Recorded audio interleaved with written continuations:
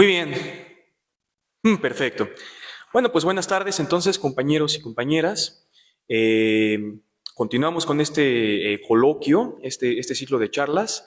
La próxima charla, pues, está a cargo de Mario Mendoza, estudiante de FES Cuautitlán, de posgrado, participante también en el movimiento estudiantil.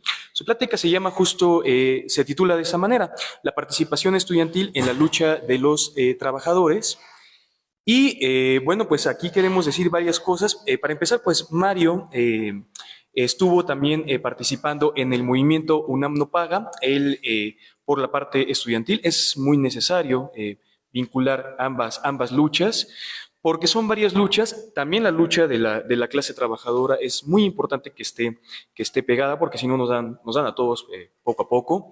Y también comentarles ayer a las personas que, bueno, este coloquio usualmente se ha hecho con muchas charlas académicas, con muchas charlas de ciencia, algunas veces se han explorado algún otro tipo de cosas, y bueno, estamos en momentos en donde toda esta situación, este golpeteo por parte de las autoridades y esta represión que ha ido operando, ha derivado en este tipo de charlas que son necesarias, no solamente para exponer lo que es la parte educativa, la parte de lo que se hace en educación, sino las condiciones en las que está la educación.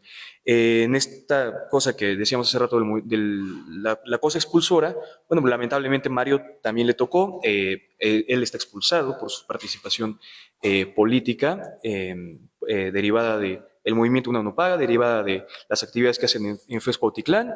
Respaldamos y nos unimos, desde luego, por supuesto, exigimos la reincorporación del estudiante, a quien pues le damos la palabra. Y muchas gracias. Sí.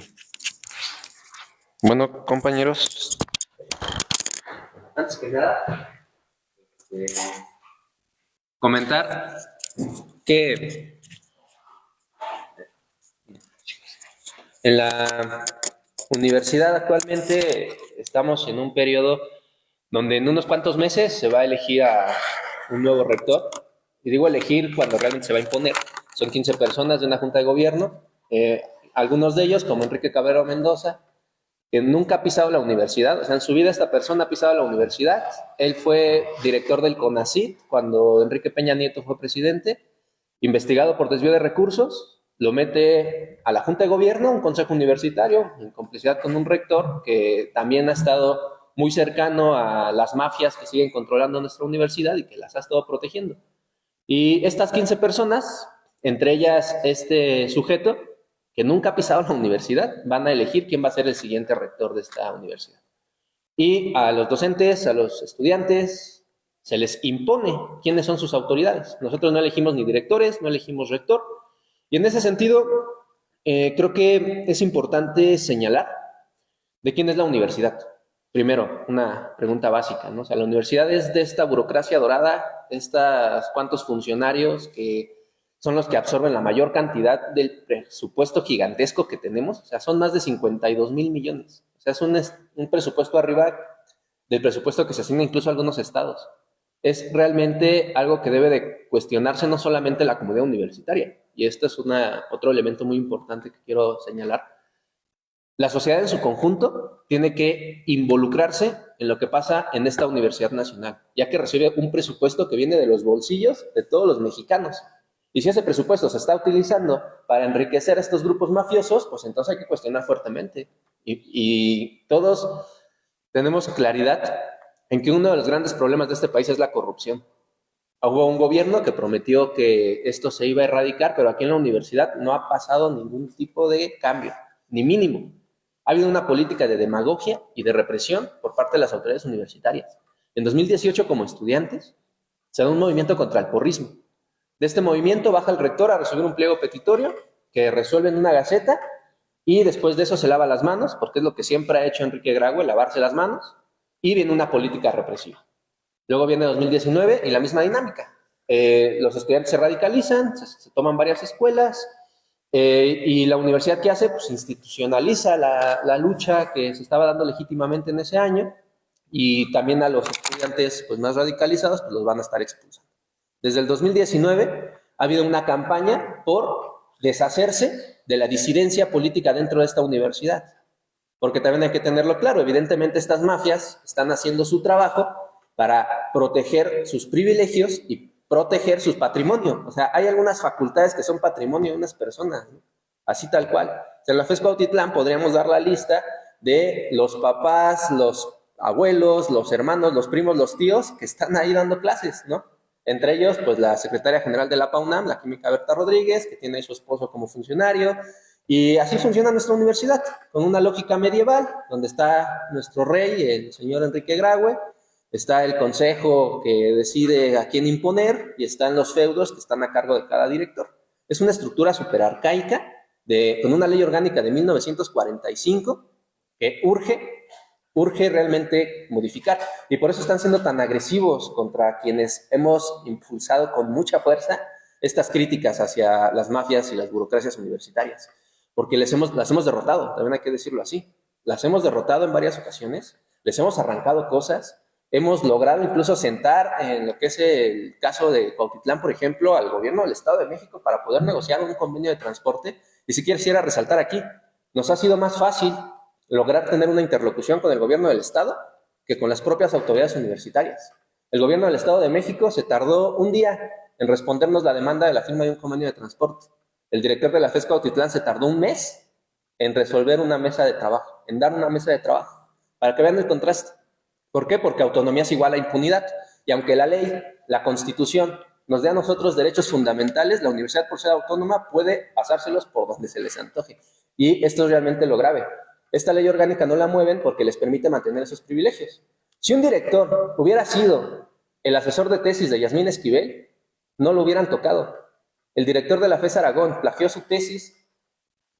Los docentes de FES Aragón levantaron la denuncia correspondiente. Se la entregó a Narro Robles en ese momento, 2015. Se le pasa a Enrique Graue cuando él ingresa a la rectoría en ese mismo año y no pasa nada. O sea, fue un caso de un director, FES Aragón, que se demostró que había plagiado su tesis. ¿Y qué es lo único que pasó? El director presentó su renuncia, pero el director sigue dando clases. Entonces, démonos cuenta aquí de otro aspecto fundamental. La justicia en esta universidad se hace con criterios políticos. O sea, yo voy a despedir a la asesora de tesis de Yasmín Esquivel porque hubo un escándalo público, ¿no? Ah, pero a mi director de FES Aragón, que también plagia tesis, pues lo voy a dejar ahí, no pasa nada porque es director. Los directores son impunes en esta universidad. Si un director comete un caso de acoso, es intocable, es imposible que tú corras un director, a pesar de que sea un violador en tu facultad. ¿Por qué? Porque son los directores los que deciden las sanciones y los que deciden si tu proceso avanza o no. Bueno, y aparte un tribunal universitario que constitucionalmente no deben de existir tribunales especiales, pero la UNAM, pues, como es autónoma, puede darse el derecho de violar la Constitución reiteradamente y tener su propio tribunal especial. Entonces, vayamos dándonos cuenta cómo la UNAM se sostiene en una estructura arcaica, en una estructura medieval. Realmente creo que es orgullosa heredera de la Pontificia Universidad con todo este sesgo católico que muchos de sus directivos lo presumen incluso, ¿no? Y no olvidemos que de la Universidad Nacional salió Manuel Gómez Morín, un rector que estuvo en contra del gobierno de Lázaro Cárdenas y funda el Partido Acción Nacional, ¿no? José Vasconcelos, que crea el escudo y el lema de la universidad, pero era simpatizante de Adolfo Hitler y los nazis, ¿no? Entonces, lamentablemente, nuestra universidad también históricamente ha sido un bastión ideológico de la derecha, y de la peor derecha, ¿no? De esa derecha conservadora, de esa derecha que realmente quisiera que todavía viviéramos en feudos, y a eso nos enfrentamos. O sea, es una mentira que en la universidad haya pluralidad ideológica, eso es una mentira. Ustedes pegan un cartel y al día siguiente se los quitan. Es una mentira que se fomente la discusión de ideas. Para hacer este coloquio no se quería abrir el aula al inicio, ¿no? Cuando se comenzó, y por eso se atrasó. Entonces, ¿hay pluralidad de ideas? ¿Hay debate en la universidad? No. Entonces, esto hay que tenerlo muy claro también. Tenemos a Lorenzo Córdoba dando clases en la Facultad de Derecho, a Ciro Murayama dando clases en la Facultad de Economía, pero a profesores de izquierda, ¿no? Profesores que mantienen una lucha independiente, expulsados. Veamos que la universidad se hace política. Y otro punto que quiero resaltar aquí, la universidad en 1945, en la justificación de su ley orgánica, plantea que en la universidad no se hace política, lo cual es una tontería. Y reivindica un carácter técnico de la universidad. Entonces, ¿qué es lo que generan? Que disimulan la cuestión política. Entonces, la política sí se puede hacer. José Narro fue militante priista durante toda su vida, ¿no? Y Enrique Graue también hace política para las diferentes mafias que hay aquí dentro de la universidad, ¿no? El PAN está bien metido, todos los partidos tienen intereses en la universidad. Entonces, quitémonos esa idea de que en la universidad no se hace política, todo lo contrario, empecemos a ver la política que se hace dentro de la universidad y de la cual quiere mantenerse al margen a docentes, a estudiantes y a todas esas personas que legítimamente dicen, oye, tú rector, ¿por qué ganas más que el presidente mientras yo no tengo equipo en mis laboratorios? ¿Qué le van a hacer a ese estudiante? Lo van a expulsar. Lamentablemente estamos en un contexto donde la rectoría está actuando así. A tal grado que en 2018, después del ataque Porril, ¿qué fue lo que concluyó? Ok, no podemos abiertamente reprimir al estudiante físicamente como hacían los porros, ¿no? Un porro iba, te golpeaba si te manifestabas. Pero ahora vamos a generar una Secretaría de Prevención, Atención y Seguridad Universitaria especializada en gestionar el conflicto mediante una política demagógica. Y aquí un mensaje muy claro, compañeros. O sea, las mesas de trabajo solamente nos sirven para evidenciar que las autoridades solamente ven por sus propios intereses y no tienen voluntad de resolver absolutamente nada. Porque en la vía de los hechos, todas las escuelas y facultades que han tenido mesas de trabajo de 2018 hasta la fecha, sus acuerdos o no se cumplen o simplemente las mesas sirven como una excusa para desgastar los movimientos y pasar a una política represiva. Y en las facultades, donde sí se han logrado mantener los acuerdos, como en el caso de la FES Cuautitlán, donde hay una organización permanente, pues se vuelve más hostil y se desenmascara la real política represiva de estas autoridades. Por eso tenemos un director panista, David Quintanar Guerrero, súper amigo de la presidenta municipal de Cuautitlán Izcalli, que cínicamente querían imponer una unidad de atención de denuncias de género en el campo 1 de la facultad, violando la autonomía, y de esta manera, pues ya que nos iba a decir que es violencia de género, el Partido Acción Nacional, ¿no? Un partido que dice que defiende a la mujer desde el vientre de su madre, con esto, pues evidentemente mostrando su rechazo a que la mujer decida sobre su propio cuerpo. Entonces también comencemos a ser claros en de dónde vienen los ataques, ¿no? Y a qué agendas corresponden los temas que son muy importantes, que tenemos que estar tratando, como es la lucha, en este caso, de las compañeras, o también la cuestión de temas que a veces cuesta trabajo ver el sesgo político que hay detrás. O sea, todos los partidos en su momento se plantearon feministas, ¿no? Y en ese sentido, compañeros, yo creo que tenemos que ser muy críticos de que venimos año con año en movilizaciones dentro del sector estudiantil. 2018 ya comentamos lo del porrismo, ¿no? Hubo un pliego petitorio de varios puntos. Enrique Graue dice que lo resolvió la Gaceta y se lavó las manos. 2019, lo mismo, pliegos petitorios extensos. ¿Qué hizo el rector? Se lavó las manos, ¿no? 2020, tenemos un movimiento en el Estado de México contra el tarifazo. Nos reprimen en Tlalnepantla, el gobierno de la Cuarta Transformación, ¿no? Para que veamos que a veces esta política represiva pues realmente no es exclusiva de un solo partido, ¿no? También la 4T reprimió.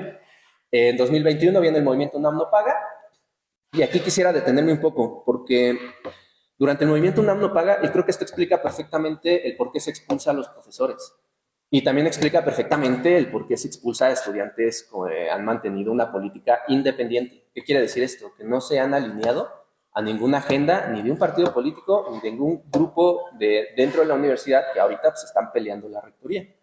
En el movimiento UNAM no paga, ¿qué es lo que sucede? En su punto más alto se tenía una actividad en rectoría y se estaba entregando un pliego petitorio, y en ese momento llega un grupo de profesores de ciencias políticas que buscan hacerse de la interlocución. Y aquí algo muy importante, compañeros, todos tenerlo claro, la interlocución con la autoridad es el mecanismo que han buscado utilizar para contener el movimiento. Entonces, ¿qué es lo que buscaron hacer desde 2020? Meter interlocuciones cómodas. Y ustedes lo pudieron ver en la experiencia.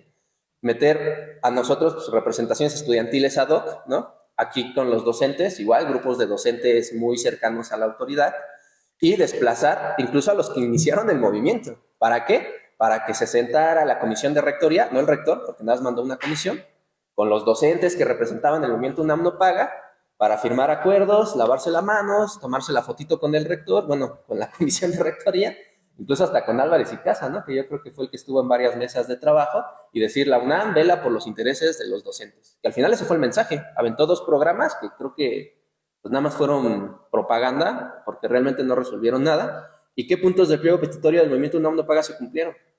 No se cumplió ninguno. Y este grupo de profesores, que en muchas escuelas, incluso creo que ahorita están dando charlas en otras escuelas del movimiento UNAM no paga, ¿no? Cuando vendieron el movimiento.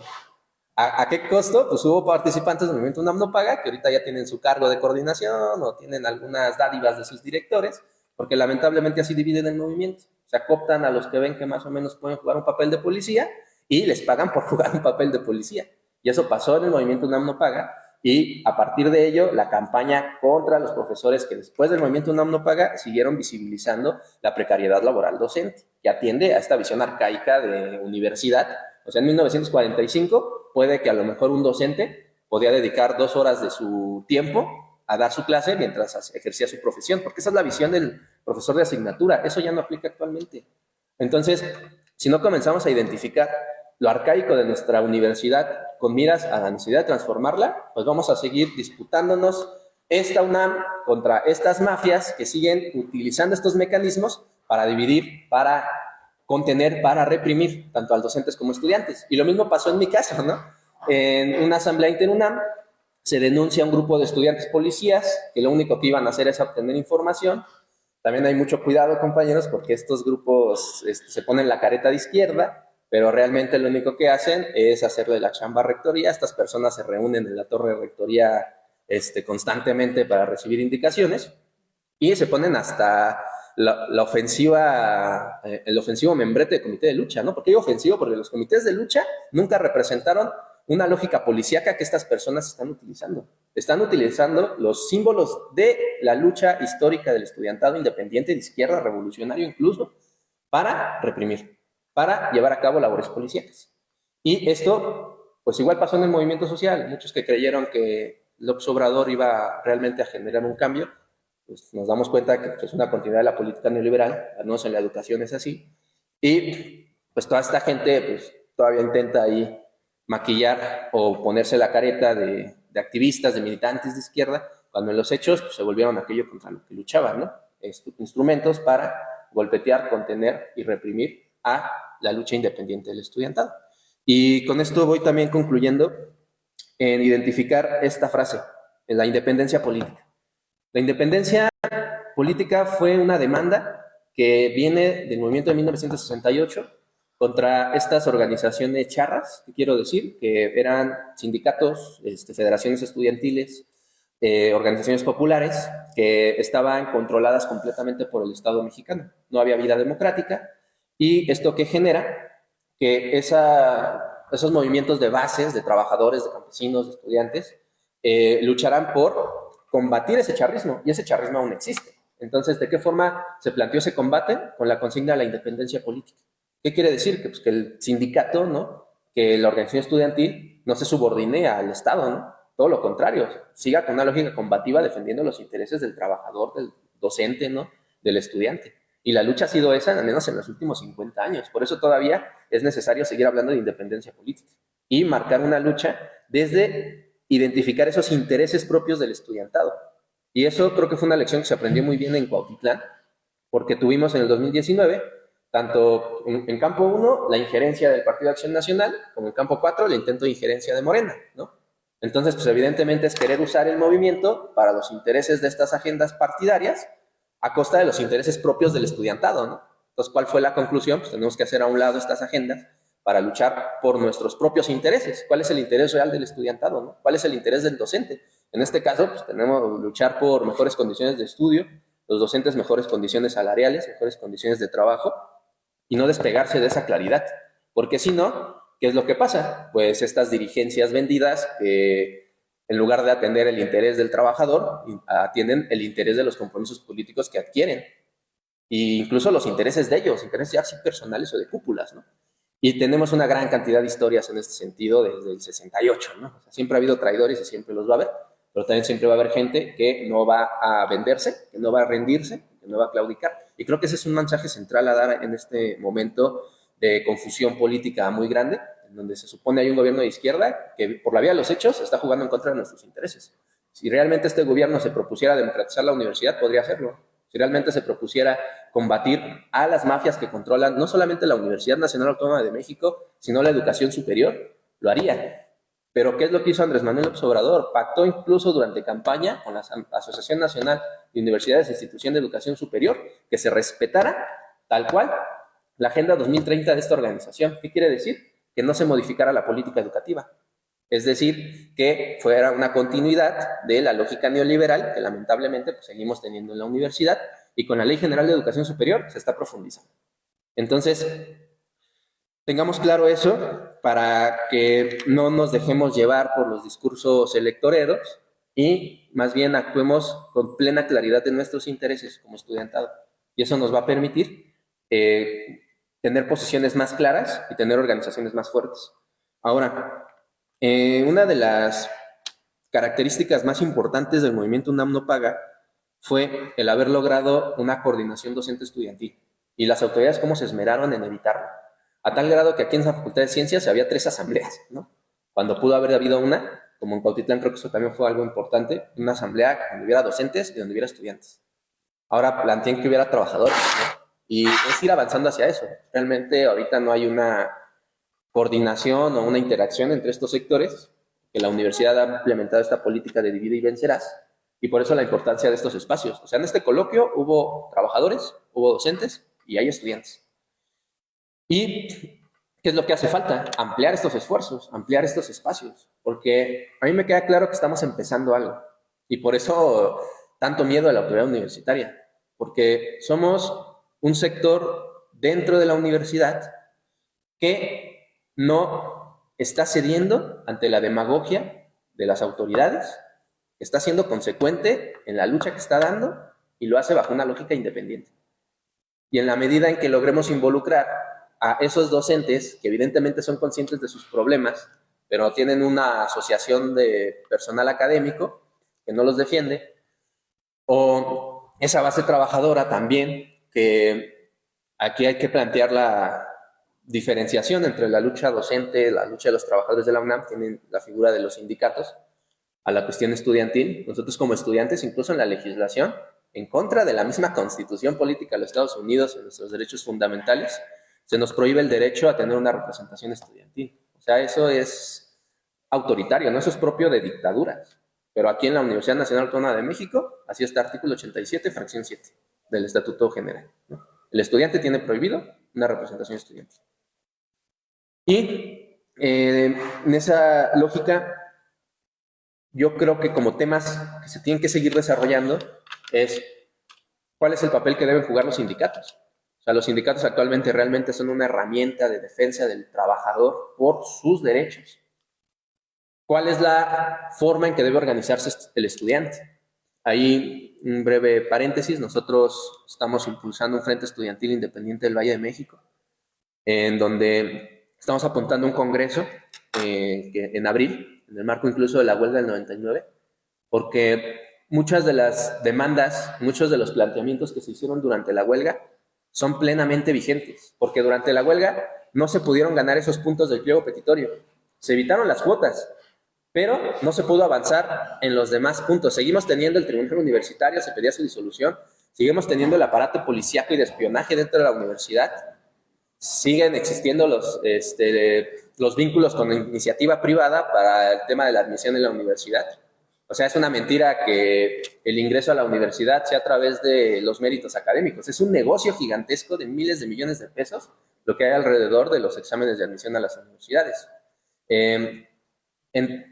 No se echaron para atrás las reformas del 97 y el Congreso Universitario pues, sigue siendo un planteamiento necesario. Entonces, dentro de la parte estudiantil, pues, ¿cuál es como la propuesta?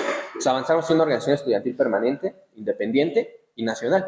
En junio se planteó una conferencia nacional estudiantil a la cual están todos invitados y que también se plantea que la lucha estudiantil, como la lucha docente, como la lucha de los trabajadores, es en el marco de una lucha más amplia, ¿no? Una lucha que es entre ese sector oprimido de la sociedad, ¿no? Ese sector de todos los trabajadores sin derechos, ¿no? Una juventud sin futuro. Por ejemplo, nuestra generación, pues hablar de pensiones, pues eso ya quedó en el imaginario nada más. Y de todas esas personas que se encuentran abajo, ¿no? En condiciones de explotación, contra los explotadores, contra esa gente que está ahí arriba, contra esas cúpulas que ganan miles de millones de pesos, ¿no? Entonces, tener claro eso. ¿Y esto a qué nos debe de llevar de manera práctica? A ver de qué forma nos vamos articulando entre diferentes sectores. O sea, aquí hay un avance docente estudiantil, pero también popular. tuvo la cuestión de San Gregorio, por ejemplo, ¿no? Y aquí está la UNAM en el sur de la Ciudad de México. Se pudo muy bien apoyar a que no se reprimiera a los habitantes de Xochimilco. Se pueden generar estos vínculos más permanentes. En términos de la cuestión sindical, pues bueno, ¿qué otros sindicatos están ahorita discutiendo el tema de la Ley Federal del Trabajo, que se está alineando al Tratado de Libre Comercio, que ahorita le pusieron otro nombre, en esencia es lo mismo, que está firmando López Obrador para integrar a nuestro país a la política de los Estados Unidos, ¿no? Y seguir siendo dependientes y seguir siendo paleros del imperialismo. ¿Y qué sindicatos están discutiendo eso? O sea, realmente estas modificaciones que se están haciendo a la Ley Federal del Trabajo en el marco del Tratado de Libre Comercio de Estados Unidos, el TEMEC, va a beneficiar a la lucha sindical, ¿o no? Y ampliar esas discusiones. Y lo más importante, y creo que ningún sindicato hace, y creo que también nos hace falta a nosotros, es acercar a la gran base estudiantil y docente. O sea, esto puede que a los que estamos aquí o a los que estén escuchando algunos elementos sean claros, ¿no? Porque simpatizan con las ideas, porque saben que la universidad necesita un cambio. Pero ¿qué pasa con el estudiante que está muy alejado de estos temas, ¿no? Que viene a la universidad y está muy al margen de saber que el profesor que le está dando su clase está en condiciones precarias, ¿no? Y que probablemente el siguiente semestre a lo mejor ni siquiera la asigne en grupo.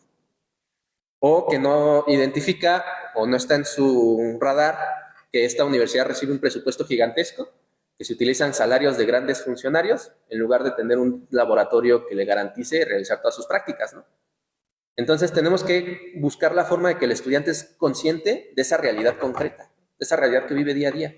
Y el docente también, porque muchas veces la lógica docente, que a mí me queda mucho algo que les decía el director de aquí de esta facultad, pues vayan si consíganse otro trabajo, ¿no? O lo reducían mucho a esa cuestión, pues en la UNAM les pagan muy poquito, váyanse a una escuela privada, ¿no?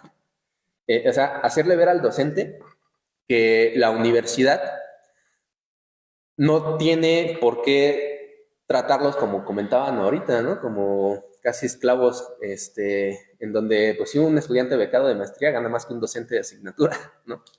Y se supone que la docencia en la máxima casa de estudios debería de ser bien remunerada. Y ver la forma en que los docentes, en lugar de tener una actitud resignada, asumen una actitud combativa. Y lo primero pasa por defender la mínima estabilidad laboral, pero todo eso está muy al margen de la mayoría de los docentes. Y yo creo que es la gran tarea de ver de qué forma se acerca uno a ellos a partir de que identifiquen esas problemáticas concretas, ¿no? Yo creo que a veces el error que se ha cometido es entrar con un discurso muy ideológico, ¿no? Cuando realmente la realidad es más fuerte que cualquier frase que podamos nosotros decir, ¿no? O sea, uno sufre porque no te alcanza y la crisis está ahí al orden del día. Y bueno, yo creo que con esta lógica plantearía que debemos proponernos seguir luchando, seguir manteniendo una coordinación permanente, seguir avanzando en que esta coordinación sea cada vez más amplia, participando con otros sectores en lucha y como propuesta concreta en términos de plantear un qué hacer, considero que las luchas en los últimos años en el sector estudiantil han sido como un empezar de cero, ¿no? Se nos ha olvidado bastante que tenemos pendientes que no se han resuelto. Está la huelga del 99 y hay un pliego petitorio que no se resolvió. Está el Congreso del 91 que fue un fracaso, ¿no? ¿Y esto por qué sucede? Porque la universidad también tiene un discurso en donde busca, primero, desconocer a los egresados. Cuando en la ley orgánica, en el Estatuto General, plantea que los egresados forman parte de la comunidad universitaria, ¿no? O sea, la universidad sí puede hacer sus organizaciones de egresados, pero nosotros no. Y creo que ese es un gran error. O sea, en la FES, por ejemplo, está la Asociación de Egresados de MBZ y de la carrera veterinaria, y se reúnen frecuentemente. ¿Por qué nosotros no podemos tener nuestras organizaciones de egresados que se mantengan en la lucha? Y hay gran experiencia desde estudiantes que estuvieron en el 68, incluso antes, que mucho pueden aportar a que el movimiento siga, porque se pierde esa continuidad, si se dan cuenta, en el estudiantil. Es el gran problema que tenemos. Muchos estudiantes pasan a ser docentes, y yo creo que el error ahí es que se desvinculan del estudiantado, cuando deberían de incorporarse a jalar incluso al mismo estudiantado a que aprenda de esa experiencia que vivió ese docente que a lo mejor participó en la lucha del 99, ¿no? Y incluso eso también en términos profesionales hasta ayuda a que nosotros veamos cómo es nuestra profesión allá afuera, por ejemplo. Bien, entonces yo creo que hay que reivindicar a los egresados. Incluso creo que una tarea y una responsabilidad de esos egresados es compartir esa experiencia a las nuevas generaciones y aprender también de la experiencia de las luchas históricas que se han dado, ¿no? O sea, la lucha sindical en los 70s fue muy fuerte y habría que retomar y recuperar la esencia de esas luchas. Yo recuerdo, tenemos incluso en la página ahí de Facebook, esta manta que está aquí en la torre de rectoría del movimiento sindical en los 70s, que dice por el triunfo del proletariado, ¿no? Y ahorita habría que ver si los trabajadores tienen conciencia de clase, ¿no? Por ejemplo, y avanzar hacia eso, ¿no? O sea, si están despidiendo a un profesor, pues evidentemente sí voy yo a defenderlo, porque es un acto que en esencia tiene que ser solidario porque es mi par, ¿no? O sea, no sé si me explique, o sea, no podemos nosotros regatear la solidaridad entre clase, ¿no? Si están reprimiendo a uno, tenemos que entrarle todos. Y no puede haber disputa, porque si hay alguien que cuestiona la solidaridad ante un camarada, un compañero que está siendo reprimido, entonces hay que cuestionar a ese alguien realmente qué intereses está pretendiendo defender. Porque si no es solidario con su propia clase, entonces está respondiendo a los intereses de la clase contraria, ¿no? Y bueno, yo creo que hay que comenzar a aclarar estos puntos, comenzar a avanzar en esa organización y a no dejarse vencer ante la represión. A mí me queda claro, porque también fue una represión anunciada, tanto a los docentes, al profesor Efraín, al profesor Juan Manuel, como a mí, fue como un te voy a reprimir, te voy a reprimir, te voy a reprimir, ¿no? Así, cállate y no te reprimo, ¿no? Ya no hagas nada y ahí ya están tus horas, ¿no? Ah, ¿no te callas? Bueno, ¿qué hicieron primero? Les quitaron Ciencias TV, ¿no? Ah, sigues diciendo, sigues como levantando la voz, órale, te rescindo el contrato. Ah, sigues hablando, te quito el cubículo, ¿no? O sea, vean cómo escala la represión. Entonces, todo lo que está como intentando justificar esta represión, también hay que desenmascararlo, compañeros. Creo que eso también ha sido un tema que nos ha faltado encarar de manera directa. O sea, yo puedo decir aquí abiertamente y con así las pruebas aquí en la mano, ¿no? De que el movimiento feminista en el Estado de México, en la FES Cuautitlán, fue impulsado por Claudia Bravo, Carla Fiasco, que eran una regidora del PAN y la otra candidata a presidenta municipal. A tal grado que cínicamente hasta publicaban la propaganda panista. Y otra cuestión, la universidad, también aquí en Coyoacán, nos montó un operativo conjunto cuando se quiso hacer el bailongo. Entonces, está actuando de manera muy cercana con los panistas, ¿no? Así. Y lamentablemente dentro de la UNAM, la lógica punitiva en el tema de género, pues viene de este partido, del Partido Acción Nacional. Entonces, desenmascaremos esto para que no caigamos en ese discurso en donde legitimamos la represión política por esta mascarada de la lucha contra la violencia de género, ¿no? Todo lo contrario, o sea, si la violencia de género la está utilizando el Partido Acción Nacional para deshacerse en conjunto con la universidad de militantes, de activistas, que algunos, bueno, al menos yo me consigo de izquierda, pues entonces tendríamos que ya encarar directamente para disputar también la lucha que se está dando contra la violencia de género en términos reales. ¿Qué va a solucionar el PAN en ese tema, ¿no? Y yo creo que ahí dejaría esa reflexión y sí lo toco porque creo que es importante, ya que desde ahí es donde se nos ha pretendido callar desde el 2019, ahora y va a seguir. Y si no lo frenamos, pues entonces nada más vamos a estar esperando a que nos toque y va a ganar la institución, porque va a haber logrado instituir un mecanismo represivo muy funcional que va a aplicar contra cualquier persona que le sea incómoda. Y si nosotros no le ponemos un alto a eso, pues lamentablemente, ¿qué es lo que sigue? Una universidad que se va a ir depurando poco a poco. Una universidad cuyo siguiente rector, si no hacemos algo, pues va a ser un Lorenzo Córdoba, ¿no? O un agente de estos grupos nefastos, ¿no? Y prever un ambiente mucho más represivo, mucho más criminalizante. Y también en ese sentido, pues mandar el mensaje, no nos vamos a dejar, no nos vamos a callar. Y si aumenta la represión, pues que aumente la organización. Y pues con esto cerraría. No sé si hay algo más que se pueda comentar. Y reiterar, ¿no? O sea, la invitación de la parte estudiantil, estamos trabajando en junio en una conferencia nacional estudiantil porque nos queda claro que no solamente es hacerle frente a un rector como el de nosotros, ¿no? Que es una persona hipócrita, cínica, cuya política ha sido la demagogia y la represión, pero él responde a una agenda de un grupo más grande que tiene el control de todas nuestras universidades de la educación superior, y no le vamos a poder hacer frente ni desde una facultad ni desde la UNAM nada más, ¿no? Necesitamos hacerle frente de manera organizada. El Poli, el año pasado, la UNAM, hicimos una serie de paros. El director no dijo nada, ¿eh? O sea, el rector no dijo absolutamente nada de los paros, que en algunas escuelas duraron más de 2 meses. El director ni sus luces, o sea, no dijo nada. Y ahorita hasta se pronunció públicamente, ¿no? En una conferencia de prensa por el caso del plagio de esta Yasmina Esquivel, ¿no? ¿Y por qué? Porque lo presionó la opinión pública. Pero de un paro de más de 2 meses en más de 15 escuelas y facultades de la Universidad Nacional Autónoma de México no dijo absolutamente nada. Cuando fue el tema de UNAM no paga, mandó a sus funcionarios nada más, ¿no? Entonces veamos el tipo de funcionarios que tenemos. Y bien, el Instituto Politécnico también hizo sus paros, la Escuela Nacional de Antropología e Historia exigiendo presupuesto, el CIDE incluso también se movilizó. Y todas estas escuelas que venimos de movilización, ¿qué estamos planteando? Pues ¿saben qué?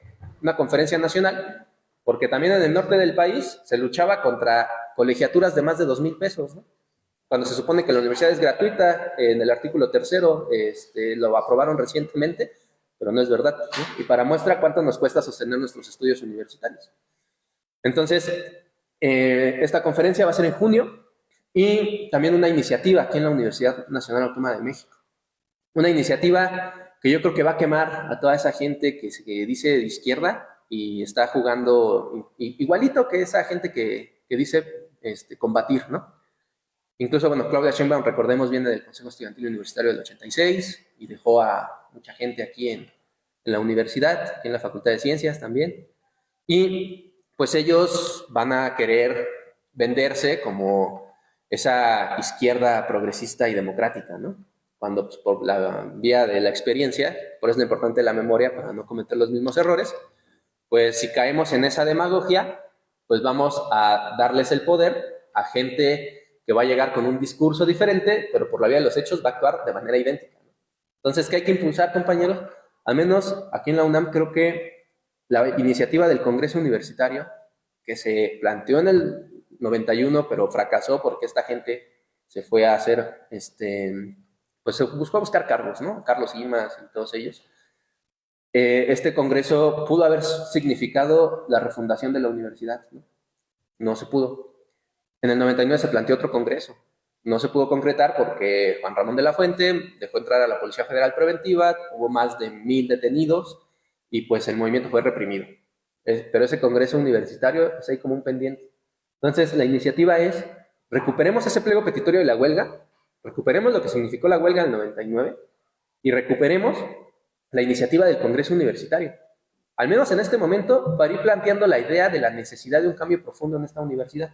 Y creo que eso sí lo podemos ir trabajando, para que de manera amplia se pueda discutir por trabajadores, por docentes, por estudiantes, qué universidad tenemos y cuál es la universidad que se necesita actualmente.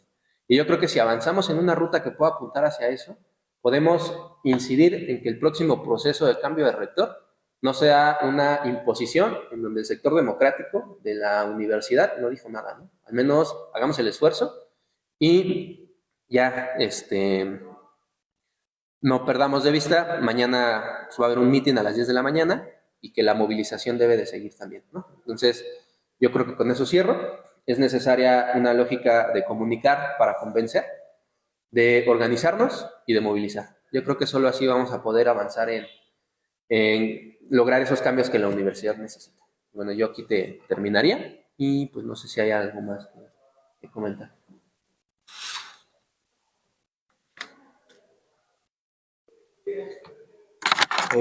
Pues bien, antes, no sé si hay alguna persona que igual tenga alguna duda, comentario, opinión al respecto. Buscamos en donde están viendo la transmisión, no se ha logrado ver alguna. También, ¿no? Buenas tardes, bienvenida a la gente que va llegando igual. ¿Alguien tiene alguna duda, comentario, opinión? Entonces, en todo caso, voy yo a agregar, ahorita que mencionaste, que hay que, de estas personas que que no quieren luego solidarizarse o quieren cuestionar la solidaridad más bien, bueno, porque pues no te puedes, no es obligación, no puedes no solidarizarte y ya, pero que cuestionan la solidaridad incluso de otras personas hacia gente que está en casos de represión. Mencionaste, ¿no? Que habría que ver a qué tipo de intereses responden en realidad. Y argumentaste esto de que han estado tratando del divisionismo, de meterlo de una u otra manera. Yo nada más sí quisiera decir que esto de no mantener una organización vinculada entre docentes y estudiantes, yo creo que esto obedece a estas agendas de la educación neoliberal.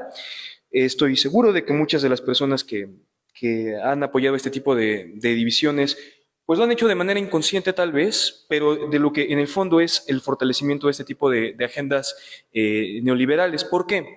Pues porque esto precisamente fortalece este tipo de expulsión, este tipo de expulsiones, esto de que vayan los docentes de un lado, que vayan los estudiantes de otro lado, y después de eso, los estudiantes de una carrera de un lado, los estudiantes de otra carrera por otro lado, y así, así, así, así, y entonces poco a poco nos vamos saliendo, pasa inadvertida la represalia, y pues esto se va mermando. Insistimos en que las necesidades de la educación son tener al personal docente no en estas condiciones de estrés, no en estas condiciones de irregularidad y demás. Y bueno, pues estos divisionismos definitivamente abonan a estas agendas porque se va gastando y porque pues efectivamente la educación tiene que ser de calidad y esto no abona precisamente a que haya esto. Entonces igual si alguien más quiera comentar algo, sino para pues agradecerle muchísimo igual a Mario, insistimos en la solidaridad, de hecho, nos solidarizamos, se han solidarizado, se lo agradecemos y hay que mantener esta vinculación. ¿Quién de los dos? Un volado. ¿Rápido? Sí.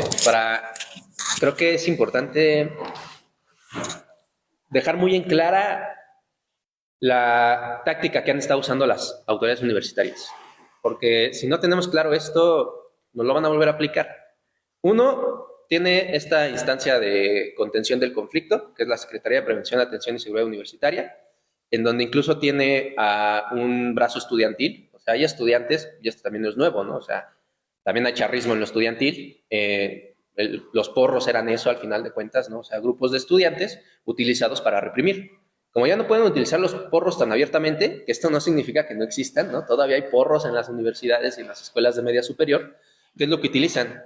Este intento de regresar a las viejas sociedades de alumnos. Entonces hay que tener mucho cuidado con estas organizaciones, porque bajo el amparo de la rectoría, incluso les comentaba, ¿no? O sea, los comités de lucha lamentablemente los están utilizando para mediatizar y para confundir al estudiantado, para alejarlos justamente de la lucha real. Entonces, pues los mandan a una excursión a Tlatelolco para que vean cómo el movimiento ya murió el 2 de octubre, o a Lecumberri para que vean cómo si te manifiestas te meten a la cárcel, entonces hay que portarse bien. Entonces, cuidado con estas organizaciones que se están creando y la están usando para contener. Yo cuestionaría quién permitió que en la Facultad de Ciencias el director estuviera dirigiendo una asamblea estudiantil. Eso era impensable, ¿no? En años anteriores. Entonces, dentro del sector estudiantil, como dentro del sector docente, como dentro del sector de los trabajadores, la rectoría evidentemente opera, ¿no? La rectoría va a buscar evitar que el movimiento avance. Ahora, junto con eso, tenemos la política que está llevando a cabo, y esto también nos consta con los gobiernos del PAN, y en concreto del PAN. Aquí en Coyoacán, el operativo que hizo, o sea, ojalá se hicieran operativos para detener a los que nos asaltan, pero hicieron un operativo para detener una camioneta que traía un sonido. Es un operativo conjunto entre las autoridades universitarias y la delegación de Coyoacán. Ojalá sí hubiera operativos para atrapar a los verdaderos delincuentes, pero ¿fue para qué? Para evitar que entrara una camioneta con un sonido. Y llevaron al MP, al conductor del sonido, ¿no? Y se tuvo que ir al MP a liberarlo. Pero yo quiero aquí resaltar algo. Fue un operativo conjunto. En Cuautitlán Izcalli, lo mismo. Ya van 2 veces que en la FES Cuautitlán dejan entrar a la policía municipal. Una para llevarse a un estudiante que según se le estaba acusando de robarse unas maruchas, ¿no? O sea, eso es un absurdo. Y en otra, casualmente termina el paro y hay una amenaza de bomba el 14 de noviembre, un lunes, y entra la policía municipal con perros a nuestro cubículo estudiantil. O sea, de entrada, asumir por parte de la Policía Municipal en conjunto con la dirección de la FES Cuautitlán que en el cubículo es de donde estaba la amenaza de bomba, ¿no? O sea, ya tratándonos de terroristas incluso. ¿Y con qué intención metieron al perro? Pues nosotros ya después valorándolo, pues no era solamente para buscar la bomba, era para buscar, intentar encontrar marihuana.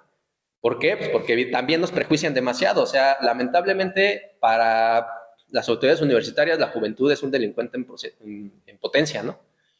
Y esa es la política de seguridad, lamentablemente, si ustedes ven, e incluso a nosotros así abiertamente lo planteamos en una reunión de trabajo con la Secretaría de Seguridad Pública que planteaba, pues es que el rango de los delincuentes es de los 18 a los 25 años, ¿no? Pues también la de los estudiantes, entonces un estudiante es un posible delincuente o cuál es su lógica, ¿no?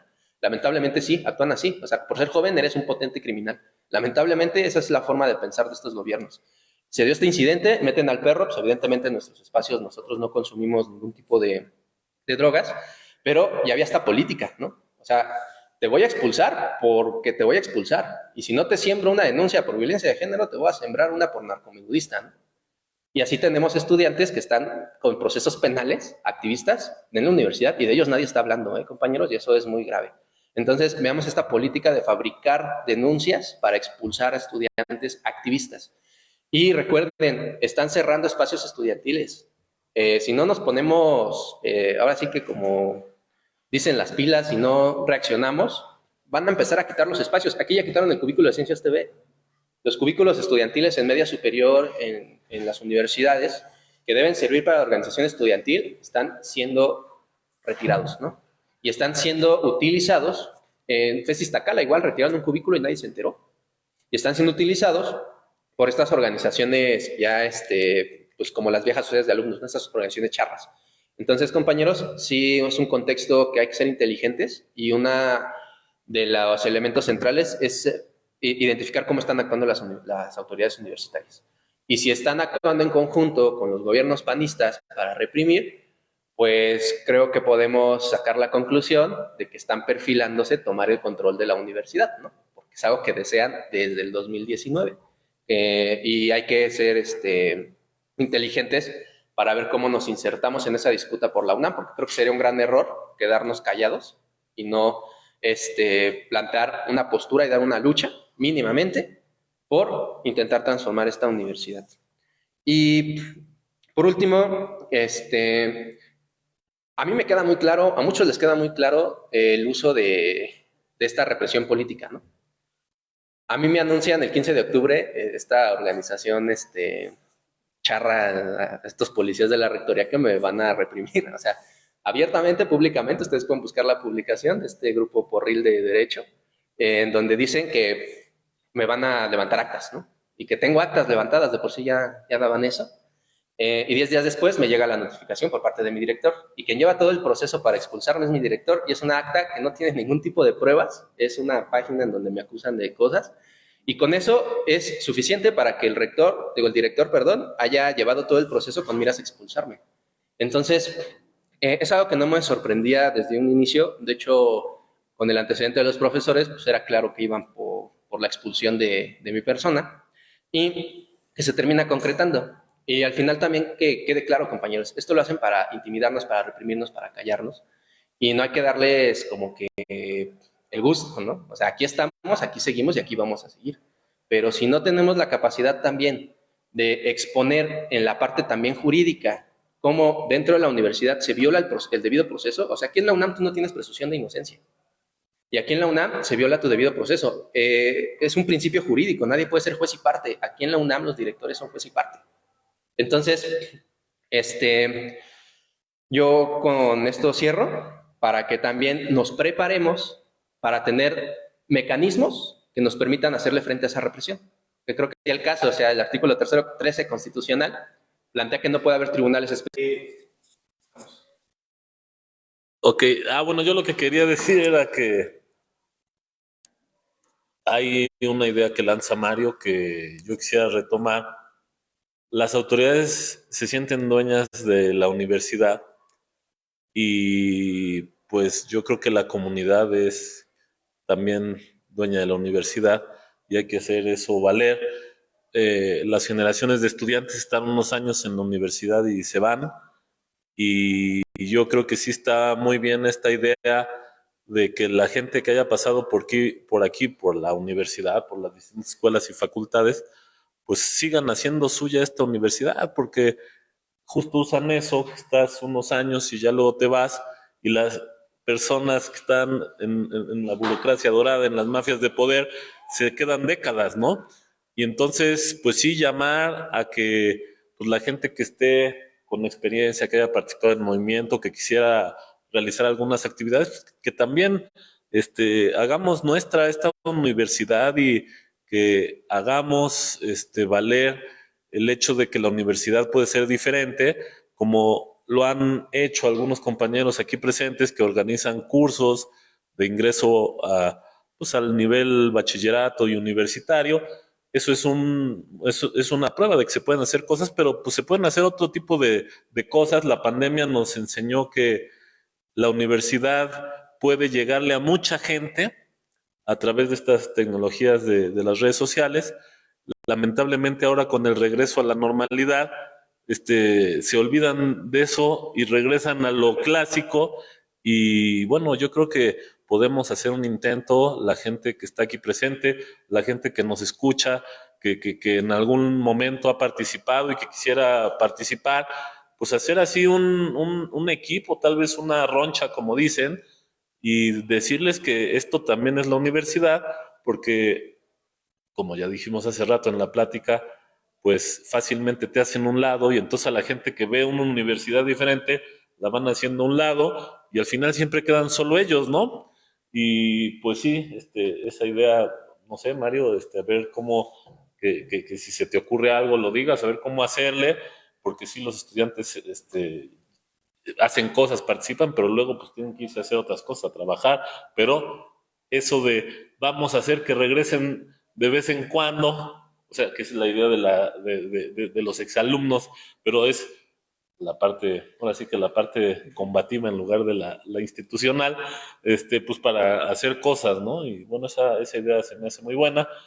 Y bueno, pues ya nada más, si se le ocurre ahorita decir algo a Mario de esto y aprovechando lo que dijo de cómo están usando esas sociedades o asociaciones de estudiantes, pues si hay estudiantes que estén viendo esto, pues la dirección aquí en la Facultad de Ciencias lleva ya prácticamente, va entre año y medio y dos, que ha estado tratando de desplazar a la gente que cuestiona realmente a las autoridades, y también hay que decirlo, están intentando desde hace tiempo a través de ciertas agrupaciones de estudiantes que incluso tienen ahí ciertas vulnerabilidades, vamos a decirlo así, y han querido que pues sean las personas que dirijan la organización estudiantil. Y bueno, pues eso está ocurriendo en todas las escuelas. Aquí hasta con el bailongo, lo pudimos ver. Ya estas organizaciones anunciaron como el reemplazo del bailongo. En las siguientes semanas van a hacer un evento. La gente que siempre ha estado impulsando el bailongo libre y rebelde, pues hasta tuvimos que estar en el Ministerio Público, como bien dices. Si hay estudiantes viendo esto, nosotros no estamos en contra de que el director haga lo que quiera, pero dense cuenta que están intentando desplazar las cosas genuinas, las cosas que cuestionan, rebeldes. Y bueno, pues podemos hacer un bailongo, pero sí necesitamos, compañeros, que nos veamos temprano, unas 200 personas, meter el sonido y que se vea el power, porque si nomás lo quieren en deseos, pero no se ponen manos a la obra, pues vamos a estar otra vez en el Ministerio Público 20 personas toda la tarde. Y dicho sea de paso, creo que gastamos como 8,000 pesos gracias a la cortesía de la dirección controladora que tenemos ahora, y ni bailongo hubo. Entonces, claro que puede haber, pero a los estudiantes que son genuinos, a los estudiantes que ya ubican quiénes fueron los que le pusieron la alfombra roja al director, como dice Mario, ¿cuándo se ha visto que un director sea el actor principal de las asambleas? Pues bueno, en ciencias está sucediendo esto. Ya lo vieron, hasta el bailongo fue ese día. nos hicieron un meme y luego así como si nosotros, ¿qué? Pues el director va, pues bueno, está bien que se dé un baño de pueblo, pero bueno, ese director lo que único que está haciendo es ver cómo se organiza la gente para tratar de buscar el reemplazo de los cursos, con todos los recursos que tienen, no armaban ni un curso y no fue hasta que gente del colectivo Ciencia y Sociedad organiza un curso de Python y entonces sí, no habían pasado unos días y ya el director andaba anunciando cursos, en fin, eso es lo que están haciendo y bueno, en el caso particular del bailongo se puede, pero sí, compañero, necesitamos que ver esa iniciativa porque necesitamos que se sienta el apoyo, porque si no, pues nos avientan a 20, 30 patrullas y necesitamos ser unos 200, que sí, que además sí hay. Bueno, con eso acabaría. No sé si- ¿Ya? Bien. Pues yo creo que pues, iniciativas conjuntas ya se han trabajado y se pueden seguir haciendo. Incluso yo creo que podríamos impulsar lo que se impulsó en los 60, los 70, o sea, estudiantes y docentes generando los propios contenidos en esta dinámica de autogestión académica, ¿no? Incluso que planteaba ahí José Revueltas. Eh, y sí lo podemos ver, cuando nosotros nos movemos, la dirección trabaja, ¿no? Entonces, creo que hay una mafia lamentablemente muy enquistada en esta universidad, muy arcaica, o sea, ya es gente de otra época incluso, o sea, ya no se ha dado cuenta que los tiempos han cambiado y quieren obligar a que la universidad siga siendo lo misma para sus propios intereses, ¿no? O sea, lamentablemente tenemos que vencer a esas castas doradas. Y yo insisto, yo creo que avanzar en estas iniciativas conjuntas, reforzar Ciencias TV, por ejemplo, ¿no? O sea, que podamos dar cursos al margen de la institución, o sea, ¿por qué estar nosotros esperando que el director nos dé su bendición para hacer las cosas que podemos hacer por iniciativa, tanto docentes como estudiantil? Y ir disputando también la academia. O sea, el posgrado en el que yo me encontraba era un posgrado en organizaciones, ¿no? Y el tema de las cooperativas, incluso aquí en la UNAM, yo les preguntaría si han visto algo que hable de cooperativas, ¿no? Algo así, incluso una materia. Y la universidad también, la parte académica, tiene un sesgo político. O sea, en la Facultad de Química estaba haciendo investigación para ver cuál era la mejor salsa para la pizza, ¿no? Entonces, o cuáles son las mejores fórmulas para tener una Coca-Cola más saludable, ¿no? Entonces, ¿para quién se está investigando? O sea, la universidad está al servicio de quién. Y yo creo que es ahí donde tenemos que entrar con fuerza, porque también bajo esta lógica, pues estamos generando estudiantes que o son desempleados o se van frustrados al terminar sus estudios universitarios, ¿no? Y hay una lógica todavía muy individualista que prioriza la cuestión de competir entre nosotros, ¿no?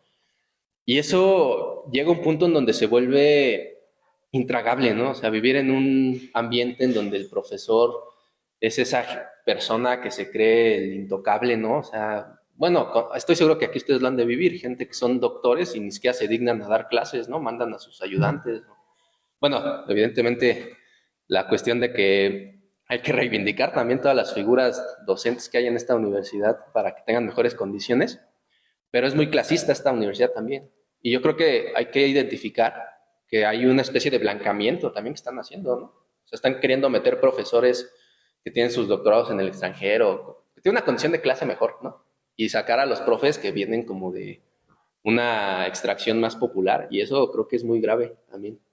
Y bueno, está el extensionismo universitario, poder organizar brigadas. Nosotros queríamos organizar el año anterior una brigada a Texcoco, en los territorios donde iba a estar el aeropuerto, para hacer observación de aves. Y queríamos hacerlo en conjunto con los compañeros aquí de ciencias, de biología, y los compañeros de veterinaria, ¿no? De la FES. Y se tiene contacto ahí con los compañeros del Frente de Pueblos. Yo creo que ese tipo de iniciativas podemos impulsarlas, ¿no? O sea, sacar a la universidad de este enclaustramiento al que nos quieren someter. Y esas iniciativas son completamente viables y creo que pueden ayudar a generar esa iniciativa del estudiantado y de los docentes. Yo creo que por ahí podemos ir avanzando. porque pues al final de cuentas yo creo que como dice el mural ahí de la rectoría, ¿no? Que vuelva a lo mismo, o sea, esta universidad tiene muchos símbolos y yo creo que quieren que se quede así, ¿no? En símbolos, la cuestión de la lucha por una universidad que esté al servicio del pueblo, pero aquí en rectoría hay un mural de Siqueiros que dice la Universidad del Pueblo y el pueblo de la universidad, ¿no? Ese es el título. Y yo creo que podemos avanzar hacia eso, ¿no? Ir empujando hacia eso, de manera como concreta. Y en abril, yo creo que podríamos, bajo esta cuestión de jalarse a los egresados, convocar a los que participaron en la huelga y hacer una actividad en el marco del aniversario de abril para compartir ahí experiencias y ver qué es lo que falló, qué es lo que se hizo bien y cómo podemos avanzar hacia una universidad diferente. Y yo creo que eso sí sería muy importante, porque a mí me consta que a las autoridades la huelga les causa urticaria, ¿no? O sea, hablar de la huelga para ellos es como un pavor, porque le tienen miedo, porque creo que el estudiante en la huelga logró derrotar a estas mafias. Y si le tienen tanto miedo a esto, pues es por algo, ¿no? Yo creo. Y bueno, yo creo que esas serían las propuestas concretas. Y pues irlo trabajando, cuidarse de la represión, no tenerle miedo y seguir avanzando en la organización estudiantil, ¿no? Y por parte del estudiantado, ¿de qué forma evitar que pues terminas tu vida académica y ya te desprendes? Yo creo que va por dos formas. Uno, mantener la vinculación con los egresados y dos, constituir organización estudiantil permanente. En la FES Cuautitlán tenemos el ejemplo de una organización que ha tenido 45 años de existencia, que ha tenido una continuidad. Y esa continuidad nos ha permitido gestionar 2 comedores estudiantiles, tener el convenio de transporte, que en el Estado de México ayuda bastante. En el movimiento UNAM no paga, ganamos unas comisiones de inscripciones. No sé cómo sea un poco la dinámica aquí en ciencias, me imagino de ser igual. Los estudiantes peleándose por un grupo, ¿no? Y profesores que no tienen horas. Entonces, allá logramos una comisión en donde participaran los estudiantes y los profesores para que se eligiera la asignación de grupos y los cupos de estos grupos. Y eso creo que fue algo que ayudó bastante, a tal grado que el del director que entró los quitó, ¿no? Y en el paro pasado pues, los recuperamos otra vez. Y ahorita pues, se hicieron elecciones. La importancia de las elecciones, pues de que ahora ya no es el consejero técnico y su grupito de mafiosos los que deciden a quién le dan o a quién no le dan horas, sino que ya puede haber más participación de este docente estudiantil.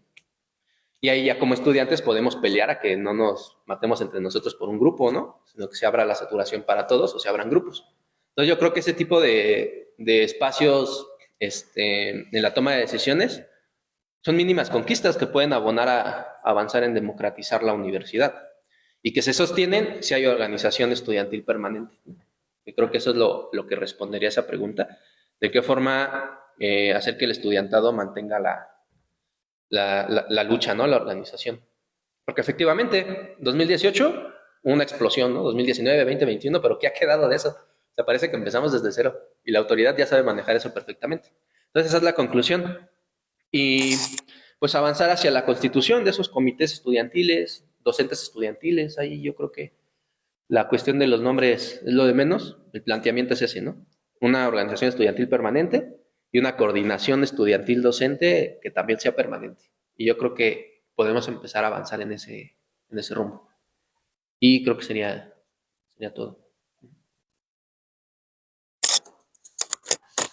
Vale, bueno, pues nada más aquí ya para leer algunas de las, de las cosas que nos están poniendo en la transmisión en vivo. Meme Iscariote, pues comenta, corran la voz, fuerza al movimiento estudiantil, fuerza contra la represión.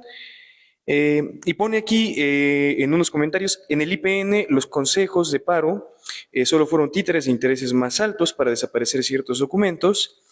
Y pone en otro comentario, los porros ahora son sociedades de alumnos que buscan la división. Bueno, no es nuevo, ¿no? En las organizaciones porriles, pues sí, a veces les ponen como hasta clubes deportivos, artísticos, y les dan presupuesto, desde luego, ¿no? Y bueno, pero sí, se conoce que la nómina, ha habido nóminas a cargo de, para pagarle a clubes deportivos que resultan siendo organizaciones porriles. Y bueno, ahora pues se puede extender ya no nada más a la parte estudiantil tal vez. Y bueno, de hecho aquí el Frente Estudiantil Independiente del Valle de México también comenta que viva la unión y organización de los estudiantes precarizados con profesores explotados independiente, si seamos de la UAM, de la UNAM, del IPN, de la ENA, de bachilleres, del Valle de México, del norte o del sur del país. Bueno, pues con esto entonces le agradecemos una vez más a Mario por la charla y les invitamos a que sigan pendientes en las actividades que continúan. Gracias nuevamente.